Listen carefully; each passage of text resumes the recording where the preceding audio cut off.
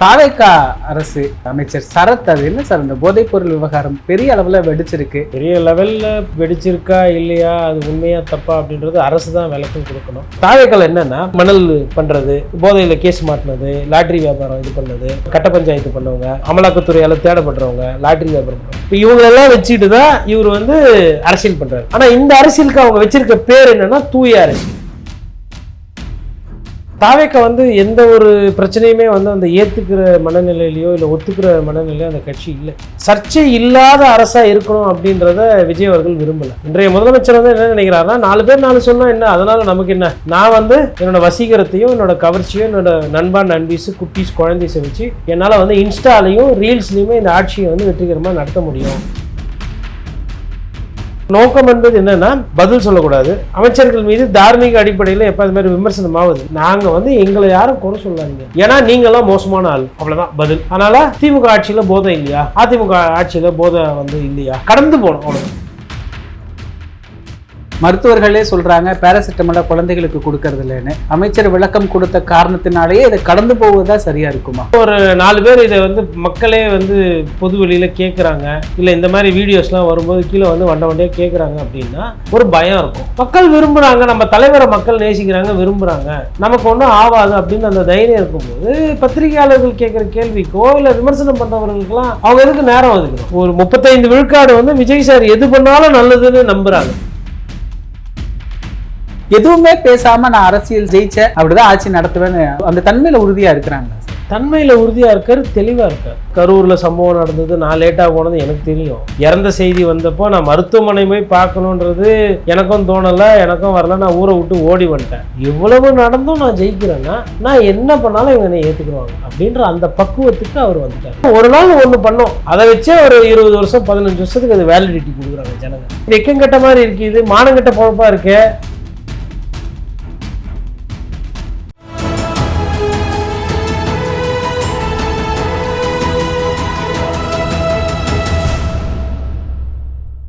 தமிழரம் நேயர்களுக்கு வணக்கம். இன்று நம்முடைய மூத்த பத்திரிகையாளர் திரு கோட்டீஸ்வரன் அவர்கள் இருந்துள்ளார். சார் வணக்கம். சார் வணக்கம். நேயர்களுக்கு அன்பு வணக்கம். தாவேகா அரசு அமைச்சர் சரத், அது என்ன சார் இந்த போதைப் பொருள் விவகாரம் பெரிய அளவில் வெடிச்சிருக்கு, எப்படி புரிஞ்சுக்கிறது சார்? இல்லை, அது பெரிய லெவலில் வெடிச்சிருக்கா இல்லையா, அது உண்மையா தப்பா அப்படின்றது அரசு தான் விளக்கம் கொடுக்கணும். அரசை பொறுத்தவரையிலும் அவங்க அந்த மனநிலையில் இல்லை. அது உண்மைக்கு புறம்பான செய்தியா இல்லை உண்மையா இல்லை அது வதந்தியா அப்படின்றத அதை கிளியர் பண்ணோம் அப்படின்ற அந்த நோக்கத்தில் அரசு செயல்படலை. அப்படி இருக்கும்போது அப்போ குறைந்தபட்சம் நம்ம என்ன எடுத்துக்கலாம்னா, அப்போ அமைச்சர் சொல்கிறதே இறுதியானது, நான் என் குழந்தைக்கு மாத்திரை தான் நான் பயன்படுத்தினேன் அப்படின்ற மாதிரி அதை எடுத்துகிட்டு போகிறது தான் பொருத்தமாக இருக்கும். ஏன்னா இன்றைக்கி நாட்டில் இருக்கக்கூடிய பிரச்சனைகள்லாம் பார்க்கும்பொழுது தாவேக்கா எந்த ஒரு பிரச்சனையுமே அந்த ஏற்றுக்கிற மனநிலையிலையோ இல்லை ஒத்துக்கிற மனநிலையோ அந்த கட்சி இல்லை.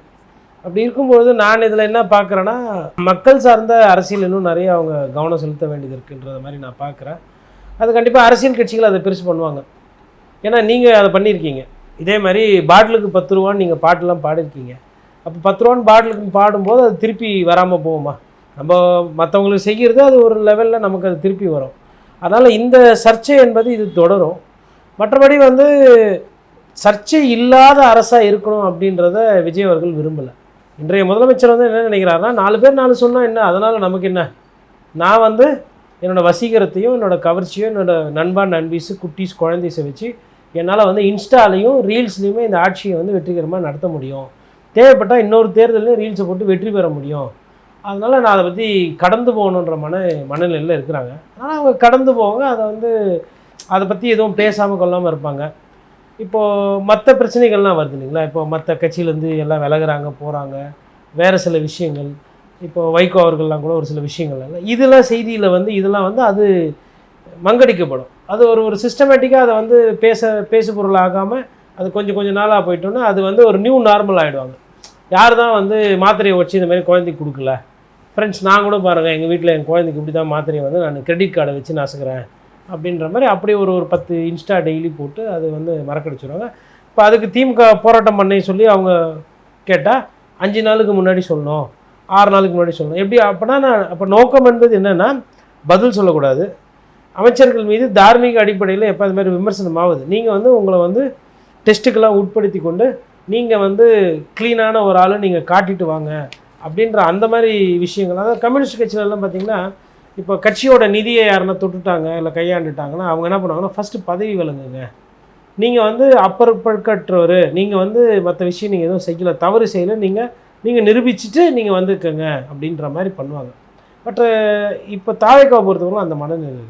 நாங்கள் வந்து எங்களை யாரும் குறை சொல்லாதீங்க, ஏன்னா நீங்களாம் மோசமான ஆள், அவ்வளோதான் பதில்.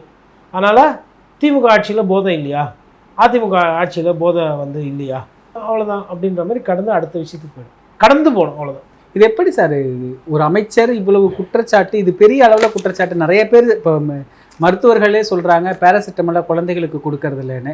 அமைச்சர் விளக்கம் கொடுத்தாரு, அமைச்சர் விளக்கம் கொடுத்த காரணத்தினாலேயே இதை கடந்து போகணும், அந்த அமைச்சர் அந்த தவறை பண்ணியிருக்க மாட்டாருன்னு நம்ம எடுத்துக்கணும், அப்படி கடந்து போவதா சரியாக இருக்குமா சார்? அதாவது கொஞ்சம் யதார்த்தத்தை பார்க்கணும்.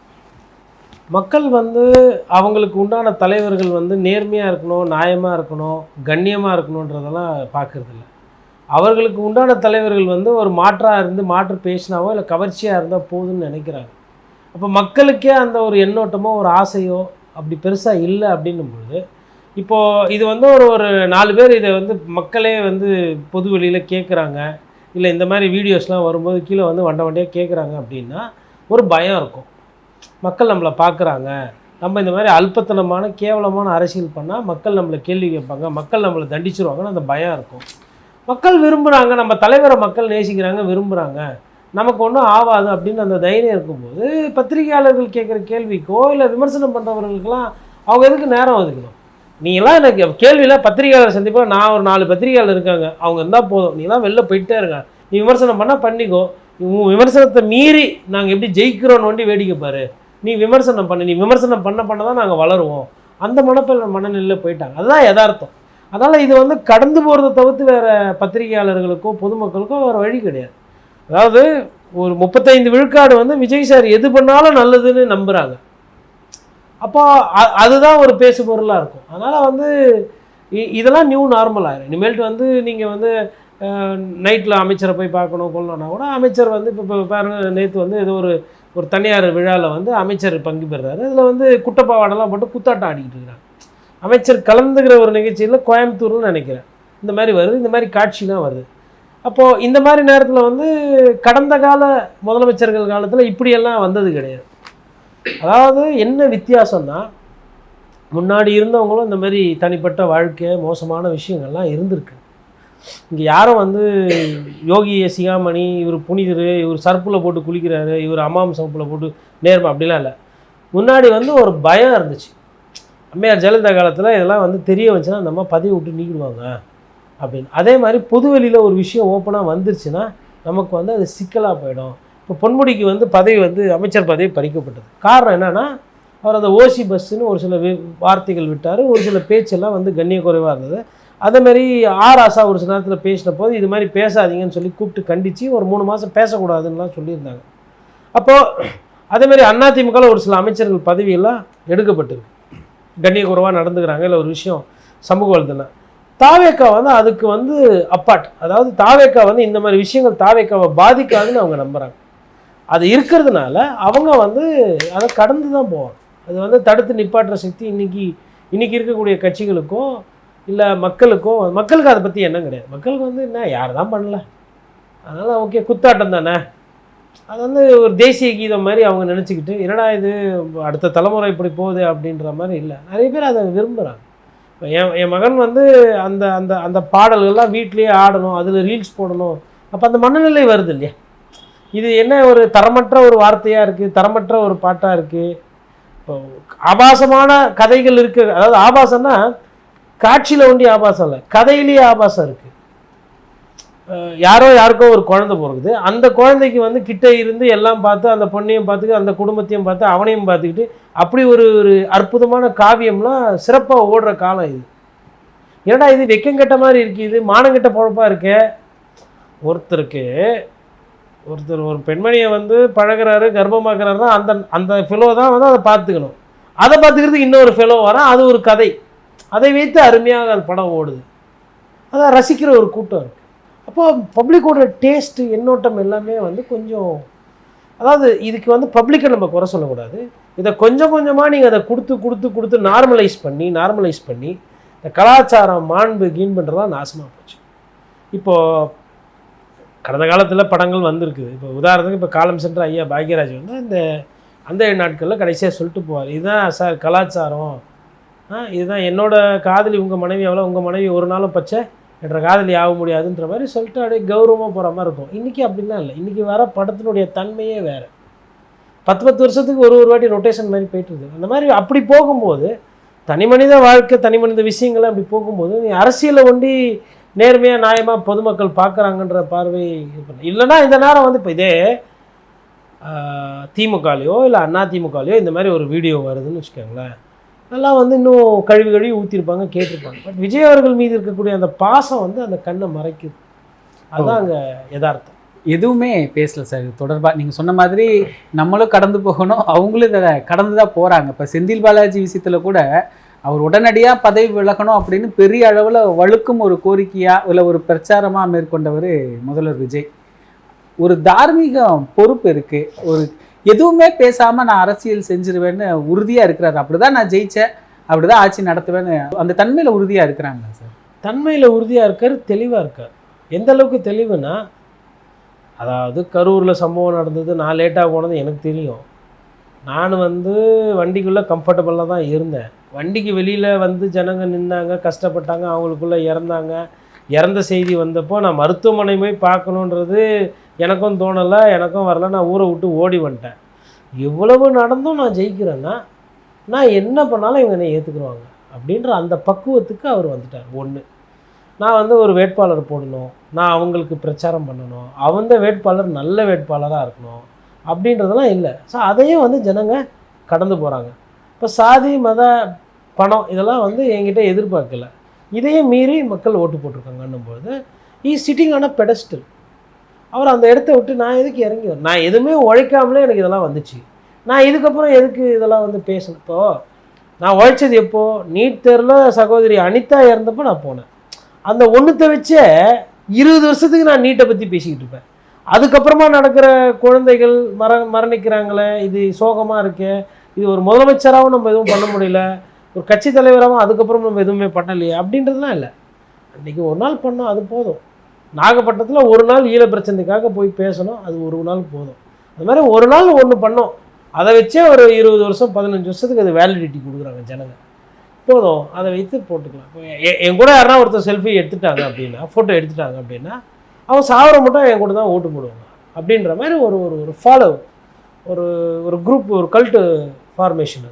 அது நீங்கள் ஒன்றும் பண்ண முடியாது. அதெல்லாம் வந்து நீங்கள் வந்து சாதாரண அரசியல் பண்ணிலாம் காலி பண்ணுறதுன்றது கஷ்டம். அதனால் அவர் வந்து நம்மளோட வேலை, நீங்கள் கேள்வி கேட்குறது என்னோடய வேலை, நான் மக்களுக்கு பிரச்சனை இருக்குன்றதை சொல்ல வேண்டியதுதான். மக்களே உணராத பொழுது நம்ம வந்து அதை பற்றி ரொம்ப வந்து போட்டுக்க வேண்டியது. வச்சுங்க, யார் யாருக்கு எந்தெந்த மாதிரி தலைவர்கள் கிடைப்பாங்களோ அந்த மாதிரி தலைவர்கள் அந்தந்த காலத்தில் கிடச்சிருக்காங்க. அன்னைக்கு வந்து ஐயா காமராஜருக்கும் அதாவது மக்களுக்கு வந்து அண்ணா காந்தியெலாம் கிடைச்சாங்கன்னா அன்றைக்கி பாக்கியவான்கள். இன்றைக்கி எனக்கு உண்டான தலைவர்கள் எனக்கு இங்கேருந்து தான் கிடைக்கிறாங்க. ஐயா ஸ்டாலின், எடப்பாடி பழனிசாமி, அதற்கப்புறம் இப்போ விஜய் ஐயா. இவர் அவங்கெல்லாம் மோசம்னு சொல்லிட்டு வந்தார், அவங்களே தேவலான்ற அளவுக்கு, அவங்களே பரவாயில்லன்ற அளவுக்கு இவர் அரசியல் பண்ணுறாரு. அப்போ இதுதான் இன்றைக்கி இருக்குது. இன்றைக்கி என்ன இருக்கோ நம்ம அதை பார்த்துக்கிட்டு, ஐயா கொஞ்சம் தண்ணி கொடுங்க, கொஞ்சம் கரண்ட்டு கொடுங்க, கொஞ்சம் பெண்கள்லாம் பாதுகாப்பு இல்லாமல் இருக்கிறாங்க, இன்னமும் போதை போட்டுட்டு கலடா பண்ணுறாங்க, கொஞ்சம் பார்த்து செய்யுங்கன்னு கெஞ்சி பெறுற இடத்துல தான் இன்றைக்கி நிலைமை இருக்குது. இல்லைனா வந்து ஒரு டெல்லி பிரதிநிதியாக வந்து ஆந்திராவை சேர்ந்தவர், அரசியல் பின்புலம் இல்லாதவர், தமிழ்நாட்டினுடைய ஆத்திச்சூடி தெரியாது, தமிழக அரசியல், தமிழக உரிமைகள், தமிழக பண்பாடு, கலாச்சாரம், நாகரீகம், தமிழ்நாட்டுக்கு என்ன தேவை, என்ன பாதிப்பு வந்திருக்கு, பணப்பற்றாக்குறை என்ன இருக்குது, மத்திய மாநில அரசு விகிதாச்சாரம் என்ன அளவுக்கு இருக்குது, எதுவுமே தெரியாது. அதுக்கும் வந்து ஒரு சில பேர் என்ன சொன்னாங்கன்னா, அவர் வந்து படித்தவர், அவர் அக்கௌண்டன்ட்டு, அவர் வந்து கம்பெனி செக்ரட்டரியாலாம் இருந்தார், சிஇஓலாம் இருந்தார். இப்போ நான் கூட தான் என் யூடியூப் சேனலுக்கு நான் தான் சிஇஓ. அது நான் ஒரு மீன் கடை வைக்கிறேன், ஒரு 4 மீனை வாங்கி தொட்டி வைக்கிறேன், அந்த கடைக்கு நான் தான் ஃபவுண்டரு. பஞ்சர் கடை வைக்கிறேன், சிஇஓன்னா அதனால் வந்து என்ன, சீஃப் எக்ஸிக்யூட்டிவ் ஆஃபீஸரு. பஞ்சர் கடை ஓனரு அவரே 4 பஞ்சர் கடை வச்சுருந்து அவர் கூட சிஇஓன்னு போட்டுக்கலாம். யார் நான் கேட்க முடியும்? இல்லை, என்ன சொல்ல வரீங்க? நாங்கள் என்ன பேசிக்கிட்டு இருக்கிறோம்? கம்பெனி செக்ரட்டரி கம்பெனியில் உட்கார வேண்டியது என்ன? டெல்லி பிரதிநிதின்றது காவேரி தண்ணியில் எவ்வளவு டிஎம்சி தண்ணி வரணும், எவ்வளோ மாதத்துக்கு எவ்வளோ தண்ணி வருங்க. காவேரி நடுநீர் ஆணையம் என்ன சொல்லுச்சு, காவேரியில் நடுவர் மன்றம் என்ன சொல்லுச்சு, உயர்நீதிமன்றம் என்ன சொல்லுச்சு, உச்சநீதிமன்றம் என்ன சொல்லுச்சு, மேகதாதுல அணை கட்டினா என்ன ஆகும், கொள்ளைகால் வழியாக வர தண்ணிக்கு என்ன கணக்கு, ஒகேனக்கல்லில் வர தண்ணிக்கு என்ன கணக்கு, பில்லிகுண்டில் வர தண்ணிக்கு என்ன கணக்கு, அங்கேருந்து போய் கீழே அது 36 பிரிவாக போகுது, திருச்சி வழியாக போய் கல்லணை போய் கொள்ளிடம் போகுது, அங்கேருந்து வீராணம் 1 வீராணம் 2 அது சென்னைக்கு வந்து சென்னை மெட்ரோ வாட்டர்லேருந்து தண்ணி வருது. இவ்வளோ இருக்குது காவேரியில். இது இல்லாமல் விவசாய பாசனம், ஆற்று பாசனம், அதில் எவ்வளோ ஏக்கரு, எவ்வளோ ஹெக்டாரு, எவ்வளோ விவசாயி, கரும்பு எவ்வளோ பேர் போடுறாங்க, மா எவ்வளோ பேர் போடுறாங்க, தென்னை எவ்வளோ போடுறாங்க, இவ்வளோ இருக்குதுங்க.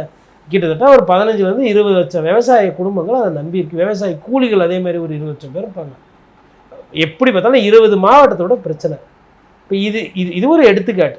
இது மாதிரி நீட் தேர்வுன்னு எடுத்தால் அதில் மாநில பட்டியல் என்ன, மத்திய பட்டியல் என்ன, யூஜிசி வந்து அப்ளை ஆகுமா, ஏஐசிடி அப்ளை ஆகுமா, என்ஐசிடி வருமா வராதா, நேஷ்னல் ஸ்கூல் ஆஃப் லாவில் இருக்கிற ரூல்ஸ் என்ன, இங்கே நம்ம ப்ராக்டிஸ் பண்ணுற லா என்ன, லாக்கு என்ட்ரன்ஸ் வச்சா ஏஐபியை வச்சாங்க. அன்றைக்குமே அது வந்து ஆல் இண்டியா என்ட்ரன்ஸ் வந்து ஒரு சிலர் எதிர்த்தாங்க.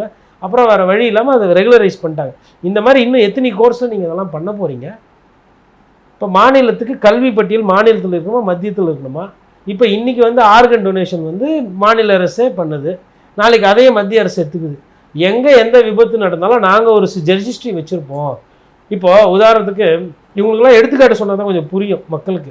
அதனால் நம்ம மக்களுக்கு நம்ம எடுத்துக்காட்டு சொன்னோம். தமிழ்நாட்டில் வந்து ஓரளவுக்கு வந்து ஆர்கன் டொனேஷன் ஜாஸ்தி, அதாவது உடல் உறுப்பில் தானம் செய்யுது. இப்போது ஐயா பாக்யராஜ் போன்றவங்கலாம் கூட அதை பற்றிலாம் பேசியிருக்கிறாங்க, அதுக்கு எடுத்துக்காட்டாக இருந்திருக்காங்க. எஸ்வி சேகர் அவர்கள் அதிகப்படியான ரத்த தானம்லாம் கொடுத்துருக்குறாரு. அப்போது இங்கே இருக்கிறவங்களோட அந்த நம்ம இறந்துட்டாலும் அந்த உடல் வந்து வேஸ்ட்டாக போக கொடுக்கணும். அதேமாதிரி தமிழக அரசு மா சுப்பிரமணியன் மந்திரியாக இருந்தபோது, சுகாதாரத்துறையாக இருந்தபோது, இந்த மாதிரி இறந்துட்டவங்க உடம்பு தானம் உறுப்பு தானம் பண்ணால் அவங்களுக்கு வந்து அரசு சார்பாக அங்கீகாரமாக வந்து அவங்களுக்கு மரியாதை செய்யப்படும், அவங்களோட இறுதி சடங்குக்கு அரசு மரியாதை கொடுக்கப்படலாம் ஒரு திட்டம் இருக்குது. அதே மாதிரி டேஸில் டாக்டர் ரவீந்திரநாத் போன்றவர்கள், அதுக்கப்புறமா வந்து நிறைய மருத்துவர்கள், அதுக்காக டாக்டர் அமலா பார்வேந்தன், அதுக்கெலாம் வந்து அவங்களோட நேரத்தை ஒதுக்கி அது ஒரு பிரச்சாரமாக அந்த வேலையை தீர்க்கமாக எடுத்து செஞ்சு இன்றைக்கி வந்து உறுப்பு தானத்தில் வந்து நம்ம ஒரு அளவில் இருக்கோம். இப்போ நிறைய உறுப்பு தானம் கொடுக்குறோம். நாளைக்கு மத்திய அரசு ஒரு சட்டம் போடுது, உறுப்பு தானன்றது உங்கள் இஷ்டத்துக்கு நீங்கள் பண்ணிக்க முடியாது. நான் டெல்லியிலேருந்து நான் ஒரு போர்ட்டல் வைப்பேன், அதில் எல்லாம் ரெஜிஸ்ட்ரி பண்ணோம், அது பார்த்து அலாட் பண்ணோம். இப்போது ஏர்லிஃப்ட் பண்ணலான்னு வச்சுக்கோங்களேன், ஒரு கண்ணையோ இல்லை ஒரு கிட்னியோ பக்கத்தில் கேரளாக்கோ இல்லை வந்து நான் வந்து டெல்லிக்கு அனுப்பணும் பக்கத்து மாநிலத்தில், அவங்க கண்ட்ரோல் போயிடும். புரியுதுங்களா? அப்போ அந்தந்த மாநிலத்தில் இருக்கிறவங்களுக்காக சொல்லப்பட்ட ஒரு விஷயம் இது. நாளைக்கு ஒரு சட்டம் ஒன்று மத்திய அரசு போடுதுன்னா இது போயிடும். இப்போ இதெல்லாம் வந்து ஒரு சிறப்பு பிரதிநிதிக்கு ஒரு புரிதல் இருக்குமா? அவர் is a company man, is a corporate secretary, company செக்ரட்டரியாக இருந்தவர்.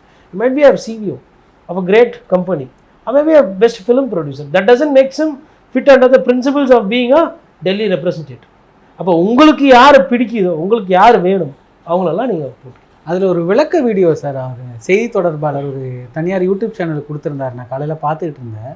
அவர் சொல்கிறாரு, ஜனநாயகன் பட பிரச்சனை, அந்த பிரச்சனையில் கூட விஜய்க்கு உறுதுணையாக இருந்தார், அதை விட ஒரு நம்பிக்கையான மனிதர் தேவையான்னு கேட்குறாரு. படத்துக்கு உறுதுணையாக இருந்தவர் தமிழ்நாட்டுக்கு சிறப்பு பிரதிநிதியில் எப்படி சார் இருப்பார்? அது அந்த நம்பிக்கை, இது என்ன சம்மந்தம், எதை கோட் பண்ணுறாங்க சார் அவங்க? இல்லைங்க, நம்பிக்கை, அவங்களுக்கு இருக்க நம்பிக்கை இருக்கு இல்லையா? மக்கள் வந்து நம்மளை ஏற்றுக்கிறாங்க, மக்கள் வந்து நம்ம கூட தான் இருக்கிறாங்க, அந்த நம்பிக்கை இருக்கு இல்லைங்களா? நாங்கள் என்ன வேணால் செய்வோம், நீங்களாம் யார் எங்களை கேட்குறது? எங்களுக்கு அந்த 35% மக்கள் இருக்கிறாங்க. அவங்க எங்கள் விஜய் அண்ணா எது செஞ்சாலும் அது கரெக்டு தான். விஜய் அண்ணா அவர் பணத்தை தான் அவர் செலவு பண்ணுறாரு, நம்பக்கூடியவர்கள் இருக்கிறாங்க ஒரு வகையில். அவர் இப்படி தான் இருக்கணும், அப்படி தான் அவர் இஷ்டம், அவர் எப்படி இருக்கணுமோ இருப்பார், அவருக்கு தோன்றதை பண்ணுவார். நீங்களாம் வேணும்னா இருங்கோ, இல்லைனா போயிடுங்க அப்படின்ற அந்த மனநிலையில் இருக்கிறாங்க. அதனுடைய தாக்கமாக தான் இந்த மாதிரி ஒரு தன்னிலை விளக்கம். அப்போ படத்துக்கு உறுதுணையாக இருந்தாருன்னா படம் ரிலீஸ் பண்ணுங்கள், இல்லை படத்துக்கு அவர் பணம் போட்டு நஷ்டமாட்டால் அவர் காசு கொடுங்க, இல்லை அவருக்கு ஃபஸ்ட்டு ஷோ கலெக்ஷனை தூக்கி கொடுங்க, இல்லை திருப்பி அதை ஓடிடி ரிலீஸ் பண்ணி எவ்வளோ போது லாப நஷ்ட கணக்கு பார்த்து பண்ணுங்கள். அதுக்கு அதுதான் பண்ணணும். அதுக்கு அரசியல் ரீதியாக பதவி கொடுப்பீங்க. அப்போ நீங்கள் என்ன நினைக்கிறீங்க? நான் நினைக்கலாம் எனக்கு வேணுன்ற அதாவது எப்படின்னா, ஒரு படத்தில் பருத்தி வீரன் படத்தில் 300 சோல்ஜர்ஸில் ஒருத்தர் வந்து பட்டாளத்தில் சேரணும்னு ஒருத்தர் வருவார். அப்புறம் அவர் தான் ஆள் காட்டி கொடுப்பாரு வச்சுக்கோங்களேன். அவர் கொஞ்சம் குனிஞ்சா மாதிரி இருப்பார். அவரால் அந்த ஈட்டி எல்லாம் பிடிக்க முடியாது, இதாக இருக்கும். அவர் கொஞ்சம் ஒரு ஆள் கொஞ்சம் குட்டையாக இருப்பார். அப்போது அந்த பேரரசர் சொல்லுவார், லியோனைடஸ், அந்த கதையில் வரும், அப்படி படமாக பார்த்துருப்பாங்க. உங்கள் மேலே எனக்கு காழ்ப்புணர்ச்சியோ வருத்தமோலாம் இல்லை, எங்களுக்குன்னு ஒரு பண்பு இருக்குது, எங்களுக்குன்னு ஒரு கட்டமைப்பு இருக்குது, அதில் வந்து நாங்கள் இம்மியலும் நாங்கள் குறைச்சிக்க மாட்டோம், அதனால் நீங்கள் எங்களை மன்னிக்கணும், உங்களை சேர்த்துக்க முடியாதுன்ற மாதிரி ஒரு இடத்துல சொன்னார். இன்னொரு இடத்துலையும் அதேமாதிரி நாங்கள் வந்து உங்கள் கூடலாம் வரேன், உங்கள் கூடலாம் கூட்டணி சேர்ந்துக்கிறேன்னு ஒரு குரூப் வரும். அப்போ வந்து இல்லைங்க, நான் வச்சுருக்கிறது சிப்பாயி, நீங்கள் வச்சுருக்கிறது மண்சால் வேறு, சிப்பாய் வேறு, நீங்கள் வச்சுருக்கிறது ஆள், நான் வச்சுருக்கிறது சிப்பாயி அப்படின்னும் போது, அது எப்படி நீ அவ்வளோ திமிராக பேசுகிற, உனக்கு என்ன தெரியும் அப்படின்னு எனக்கு எவ்வளோ பேர் பார்த்தீங்கன்னா. அப்போ கேட்பார், உன் தொழில் என்னன்னு. நான் வந்து முடி வெட்டுறேன், நான் பெயிண்ட் அடிக்கிறேன், நான் வந்து கொத்தனார். திரும்பி இவர்கிட்ட இருக்கிற படையை பார்த்து கேட்பேன், உங்கள் தொழில் என்னென்னு. நாங்களாம் வீரன், சிப்பாயின்னு. அப்போ இவங்களுக்கெல்லாம் ஒரே தொழில்.